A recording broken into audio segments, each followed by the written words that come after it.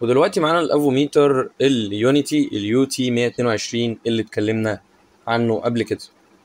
طيب طبعا احنا شرحنا وعملنا عنه ريفيو. طيب جايين نعمل ايه النهارده؟ احنا جايين نشوف ايه اللي جوه الافوميتر. طيب ده الكفر، هنشوف بقى ايه اللي جواه نفسه، ايه اللي جوه الافوميتر. نبدا كده نفك ونشوف هنلاقي ايه جوه.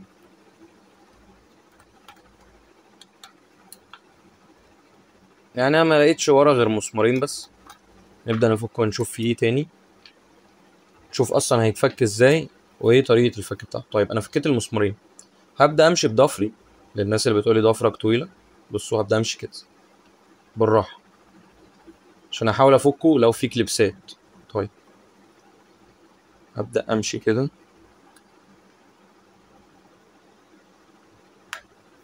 ماشي بالراحه خالص.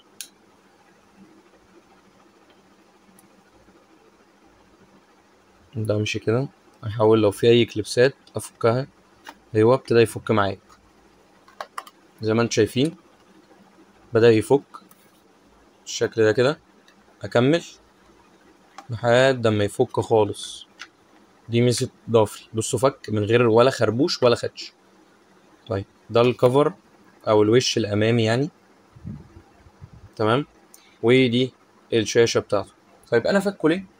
انا فكه عشان لقيت حته نقطه صغيره كده على الشاشه مش عجباني، اللي هي الحته دي، اللي هي النقطه البيضه دي اهي.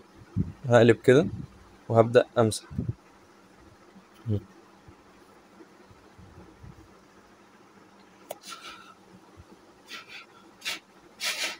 بس كده. بص الشاشه رجعت بتبرق ازاي. طيب ايه بقى اللي جواه اللي احنا شايفينه؟ احنا شايفين جوه معانا هنا في الافوميتر حبه حاجات. بطاريه صغيره خالص ومشغله كل ده بقوه جباره. انا شايف دي حاجه جميله جدا. يعني بطاريه 3.7 فولت عادي، اللي هي الليثيوم العاديه اللي احنا عارفينها. بس كام بقى؟ 700 ملي امبير بس.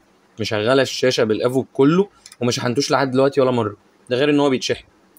والجاكين وحبه بقى الدوائر الالكترونيه بتاعته بس. ده كان كل اللي جواه. ده كان فيديو صغير كده اوريكم بس ايه اللي جوه الافوميتر. طيب لو شغلناه هيشتغل عادي زي الفل زي ما انتم شايفين. صوته دلوقتي اعلى لان في مكان السماعه. طبعا جواه بيقيس حراره وبيقيس كل حاجه.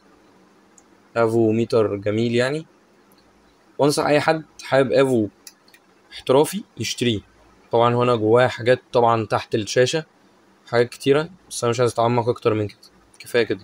المره الجايه نشوف ايه موجود تحت الشاشه. ما تنساش لو الفيديو عجبك تعمل لايك وتشترك في القناه لو انت اول مره تشوفني، وتفعل الجرس. وانتظروني الفيديو الجاي. سلام.